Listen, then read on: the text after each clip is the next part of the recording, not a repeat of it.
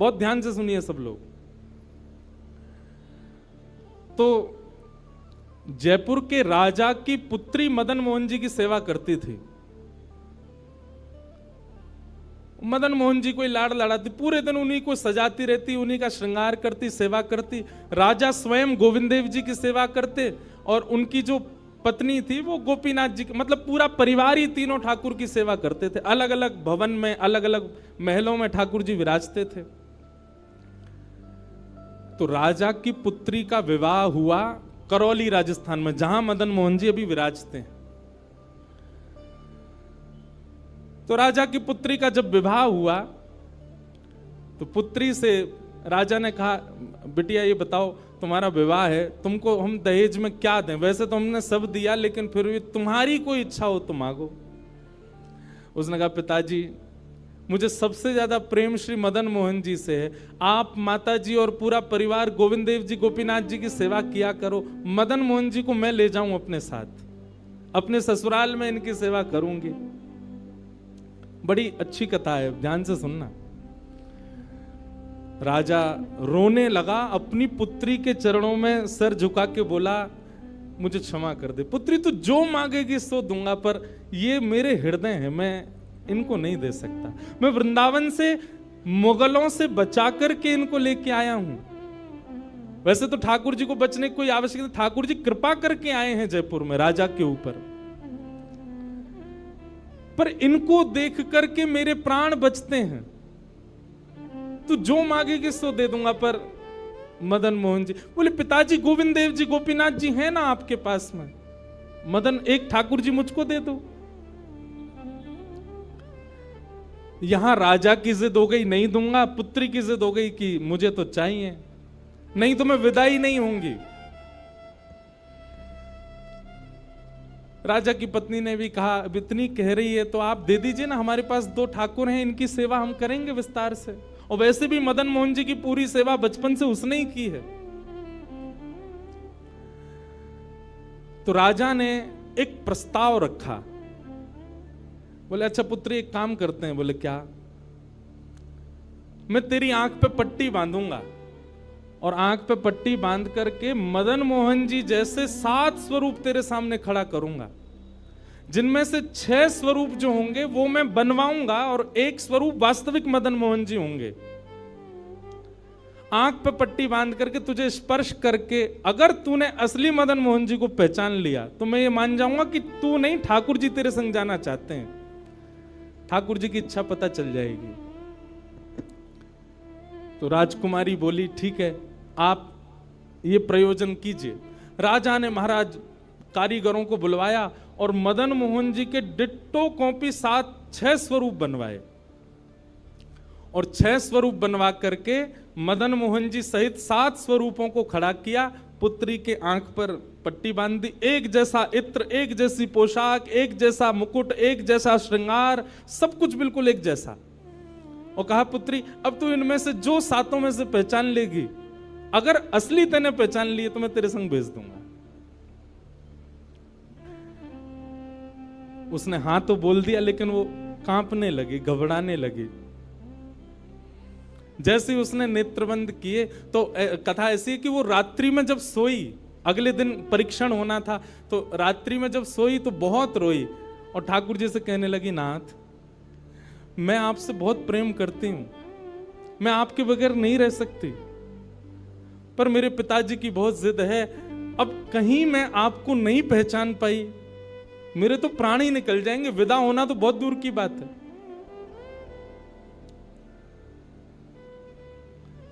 रुदन करते करते करते करते, बंधुओं एक मेरी बात बहुत ध्यान से सुनिएगा, कभी ठाकुर जी के विरह में यदि आपके अश्रु नहीं आए हैं ना, तो अभी आप भक्ति के भाव से बहुत दूर हो। आपको वृंदावन जाना अच्छा लगता है, वृंदावन में घूमना अच्छा लगता है, राधा राधा नाम ध्वनि पर झूमना अच्छा लगता है, कथाएं प्रवचन सत्संग बढ़िया लगते हैं, ये सब एक प्रथम सोपान, प्रथम सीढ़ी है। पर प्रमुख सीढ़ी तो भजन मार्ग या भक्ति पथ की विरह है। अगर वो आपके चित्त में कभी ठाकुर जी के लिए नहीं आया है तो अभी आप बहुत पीछे छूटे हुए हो। रात भर रोती रही और रुदन करते करते, नाथ मैं कैसे पहचानूंगी कि आप सत्य कौन से हो। मदन मोहन जी उसके स्वप्न में आ गए और स्वप्न में आकर के बोले, तू चिंता मत करे, तेरो ही मन ना है मोह ले जावे को, मेरो भी मन है रो तेरे संग जावे को। अरे जे सब मेरी सेवा तो करें, पर तेरी जैसी सेवा तो कोई करेगा ना, मेरो भी बड़ो मन है तेरे संग चलवे को। तो उसने कहा, तो नाथ कुछ कृपा तो करो। बोले हाँ मैं एक काम करूंगा। बोले कहा, तू सबरे स्वरूपन को जब स्पर्श करेगी ना, तो असली मदन मोहन जो मैं हूं, तू मेरे हाथन को स्पर्श करियो। तो हाथ कैसे? ऐसे। ठाकुर जी त्रिभंग लली ठाकुर जी हैं, तो ठाकुर जी बोले तू मेरे हाथन को स्पर्श करियो, तो जितने मेरे अन्य स्वरूप हैं 6 वो तो ऐसे ही रहेंगे, लेकिन जैसे ही तू वास्तविक मेरे सामने आवेगी, सो मैं अपनी इकन्नी उंगली उठा दूंगा, अपनी कोने वाली उंगली उठा दूंगा।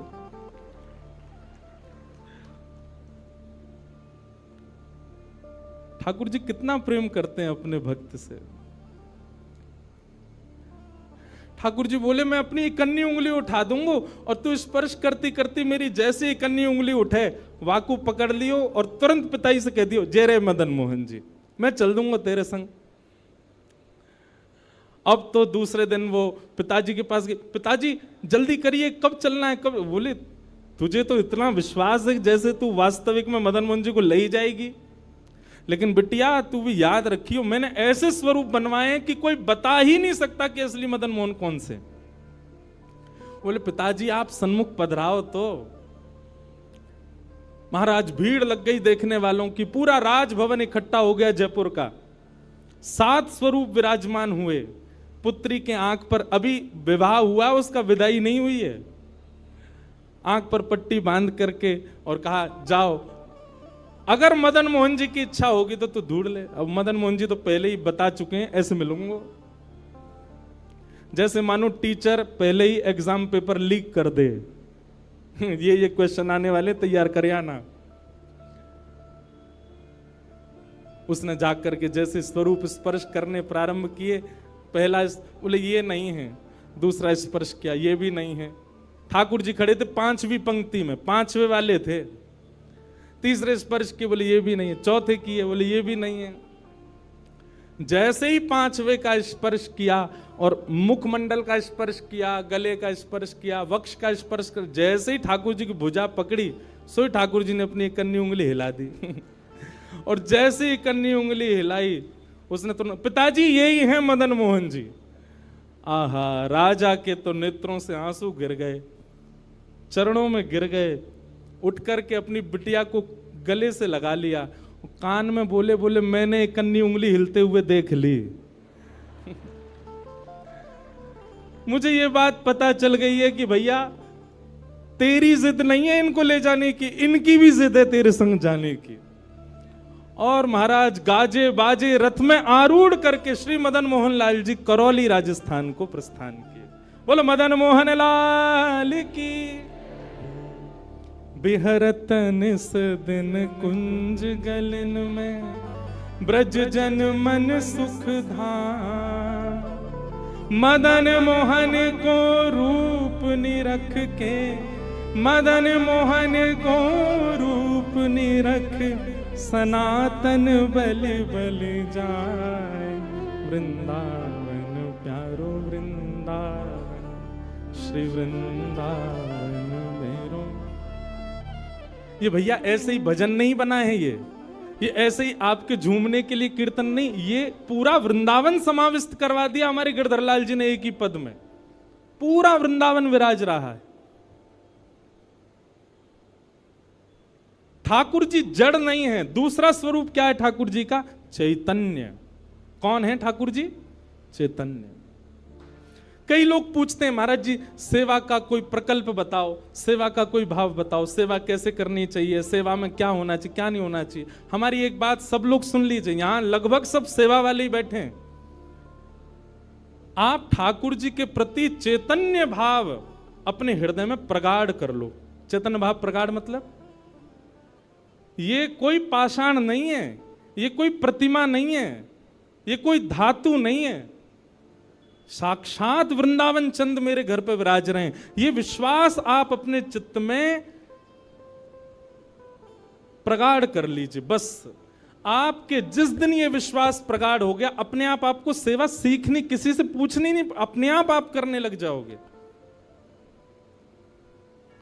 अरे मां को नहीं बताना पड़ता पुत्र की सेवा कैसे होती है, पत्नी को नहीं सिखाना पड़ता पति को कैसे पूछना है।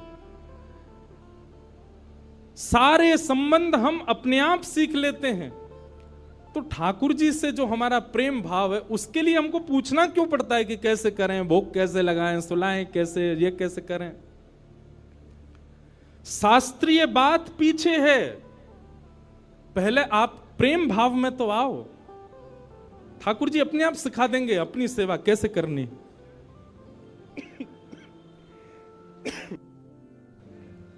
प्रेम भाव, उनके प्रति पाषाण की बुद्धि मत रखो, चैतन्य भाव रखो। जैसे आपके चित्त में चैतन्य भाव आया कि ये तो चलते फिरते उठते बैठते सब करते हैं, केवल मेरे सामने ऐसे खड़े हो जाते हैं मूर्तिमंत होकर के, मानो ये ठाकुर जी मुझसे कह रहे हैं कि तू अपनो इतना प्रेम मुझ को प्रदान कर कि मैं चलन लगूं, मैं फिरन लगूं। सब लोग एक बात याद रखिएगा, जिसके भी घर में ठाकुर जी की सेवा है, ठाकुर जी हमको चैलेंज करते हैं, अगर तो में सामर्थ्य हो तो अपनी भक्ति से, अपने भाव से, अपने समस्त प्रयासों से तू मुझे चलवा के दिखा दे, तू मुझे बुलवा के दिखा दे।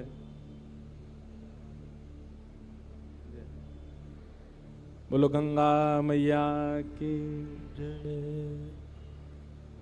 वापस प्रस्थान कर जाओ। महाराज जी हरिद्वार को प्रस्थान कर रहे हैं, महाराज जी के श्री चरणों में बार। हाँ आऊंगा महाराज जी, मैं दिसंबर में आऊंगा जल्दी। बोलो गंगा मैया की जय।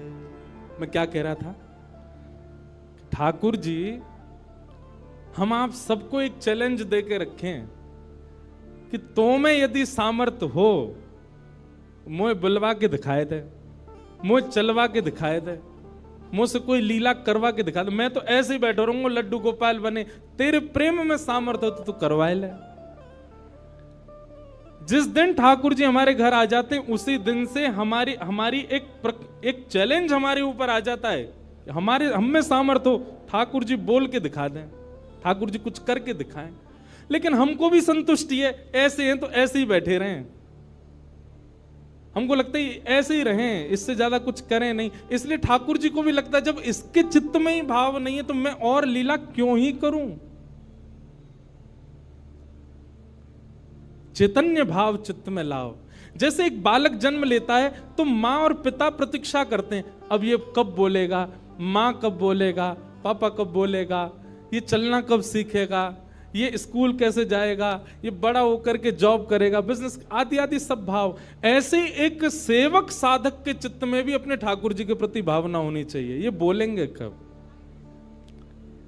हम एक बधाई गाते हैं ना नंदोत्सव में, उस बधाई में एक पंक्ति गाते हैं, धन्य घड़ी जब होए यशोदा मैया कह के बोले, नूपुर बांध दो चरणन में घुट मन डोले, नूपुर बांध दो चरणन में घुट मन डोले, पकड़े बाबा की उंगरिया तेरो ललना जुग जुग जीवेरी यशोदा मैया तेरो ललना। स्वामी जी हरिदास जी जब सेवा करते थे ना,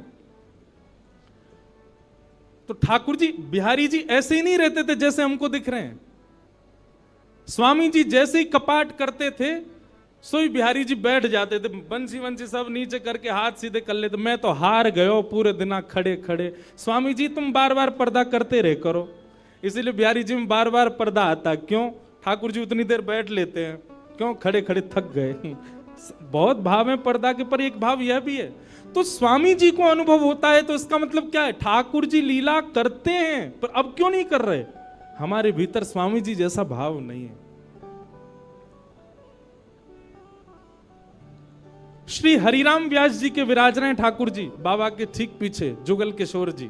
मुंह को तो रूप देख के ही पता चल जाए कौन से ठाकुर जी हैं। जुगल किशोर जी, इनके चरित्र में आता है कि एक बार कोई साधक वंशी दे गया, और वंशी देख करके बोला हरिराम व्यास जी जुगल किशोर जी को वंशी पधरा देना, नई सोने की वंशी है। तो आपने श्रृंगार करके जैसे ही वंशी ठाकुर जी के हाथ ऐसे ही रहते हैं, तो वंशी पोली उसमें जैसे ही प्रवेश कराई, ठाकुर जी के हाथ का जो छिद्र है वो छोटा पड़ गया, वंशी बड़ी, लेकिन ज्यादा बड़ी नहीं, नेक बड़ी, नेक। तो व्यास जी ने थोड़ा श्रम किया, थोड़ा जोर लगाया कि वंशी कैसे वो भीतर जाए। तो जैसे ही जोर लगाया, ठाकुर जी का हाथ छिल गया और वहां से रक्त निकलने लगा, श्री जुगल किशोर जी के। हरिराम व्यास जी ने जैसे ही रक्त देखा, मूर्छित होकर गिर पड़े वहीं पर। और जब होश में आए तो अपने पुत्र को सेवा दे दी और कहा मैंने ठाकुर जी को श्रमित कराया है, अब मैं अपने आप को दंड दूंगा। तो क्या दंड दिया? सूर्य उदय से सूर्यास्त तक वृंदावन की परिक्रमा ही लगाते रहते थे, ये दंड दिया उन्होंने खुद को। पहला दिन था दंड का। एक बात सुनिएगा, इन आचार्यों के चरित्र से ना कुछ कुछ सीखा कीजिए। आपकी सेवा में आपसे कोई अपराध बनता है, आपसे कोई गलती हो जाती है, आपसे कोई दोष बन जाता है, तो उसके लिए आप जाकर के पूछते हैं हमसे अपराध हो गया, हम क्या करें?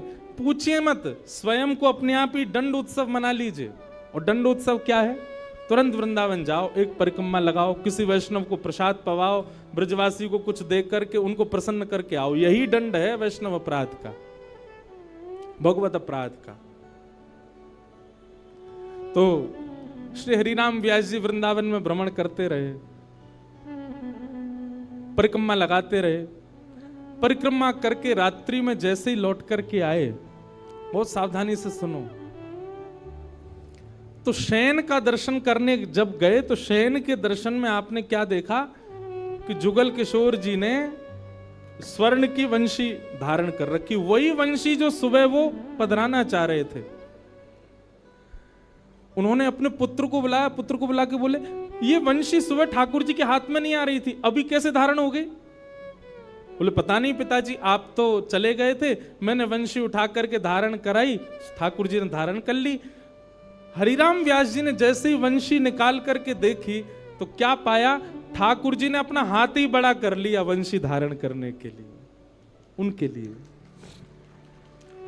अब ताली से काम नहीं चले, हमारे ठाकुर जी करते हैं ऐसे? क्यों नहीं करते? और हम संतुष्ट क्यों हो जाते हैं? जैसी सेवा है उससे हमको प्रसन्नता क्यों हो जाती है? नहीं।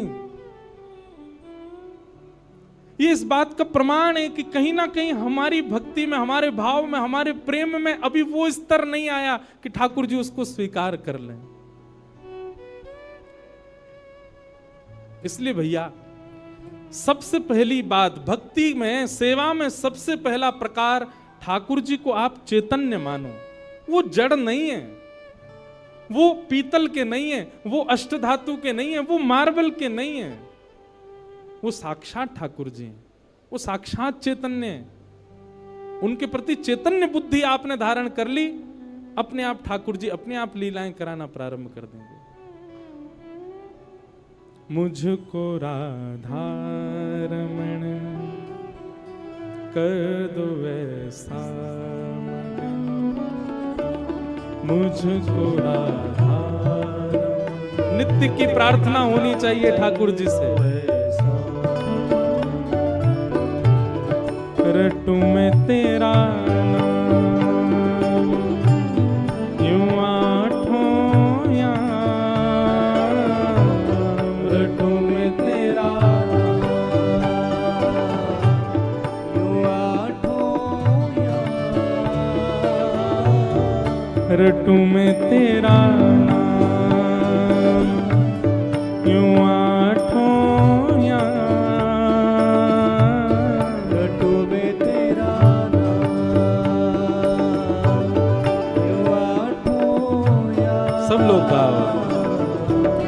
मुझको राधारमण कर दो ऐसा मगन, मुझको राधारमण कर दो ऐसा। हो करुणा निधान मुझ पे कृपा कर रीजिए, करुणा निधान मुझ पे कृपा कर लीजिए, करुणा निधान मुझ पे कृपा कर लीजिए, करुणा निधान मुझ पे कृपा कर लीजिए। ब्रज में बसा के मोहे सेवा सुख दीजिए, ब्रज में बसा के मोहे सेवा सुख दीजिए। ओ ब्रज में बसा के मोहे सेवा सुख दीजिए, ब्रज में बसा के मोहे सेवा सुख दीजिए। और प्रेम से भर दो मन, गाऊं तेरे भजन, प्रेम से भर दो मन, गाऊं तेरे भजन। ओ रटूं मैं तेरा नाम यूं आठों याम, रटूं मैं तेरा नाम यूं आठों याम, मुझको राधारमण कर दो ऐसा मगन, मुझको राधारमण कर दो ऐसा। श्री राधारमण लाल की। करताल बजा के गाओ।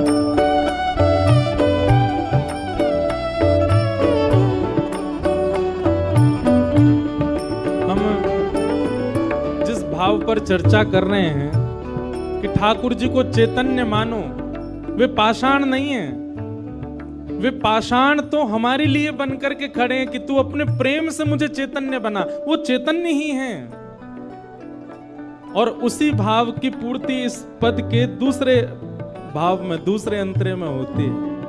भाव से गाओ सब लोग। भाव भरे भूषणों से आपको सजाऊं मैं, भाव भरे भूषणों से आपको सजाऊं मैं, भाव भरे भूषणों से आपको सजाऊं मैं, भाव भरे भूषणों से आपको सजाऊं मैं। और नित नव भोज निज हाथों से पवाऊं मैं, नित नव भोज निज हाथों से पवाऊं मैं। ओ नित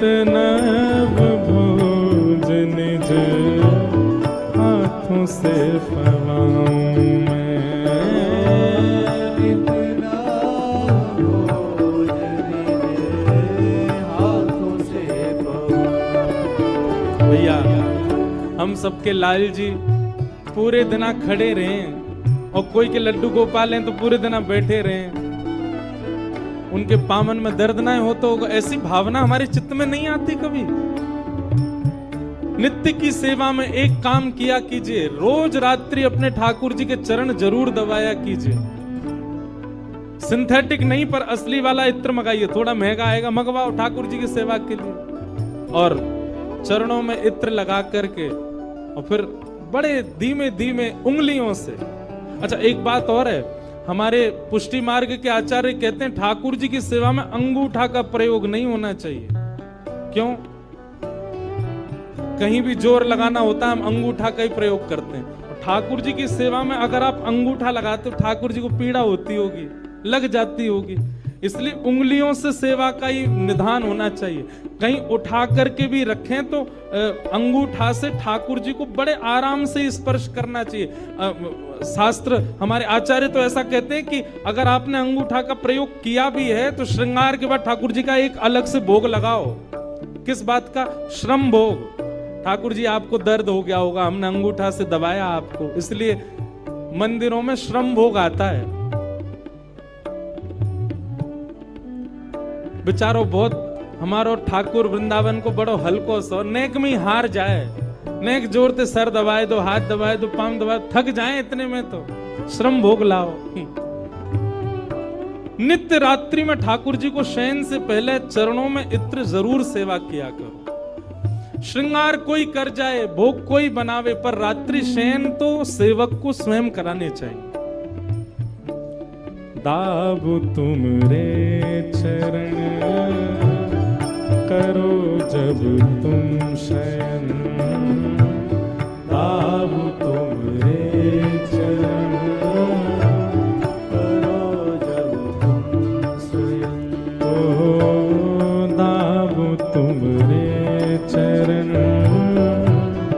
करो जब तुम शयन, दाबु तुमरे चरण करो जब तुम स्वयं। ओ रटू में तेरा नाम यूं आठों याम, रटू में तेरा नाम आठों याम, रटू में तेरा नाम यूं आठों याम, रटू में तेरा नाम भाव से मुझको राधा कर दो ऐसा, मुझको राधा कर दो ऐसा, ओ मुझको राधा कर दो ऐसा, मुझको राधा कर दो ऐसा। ओ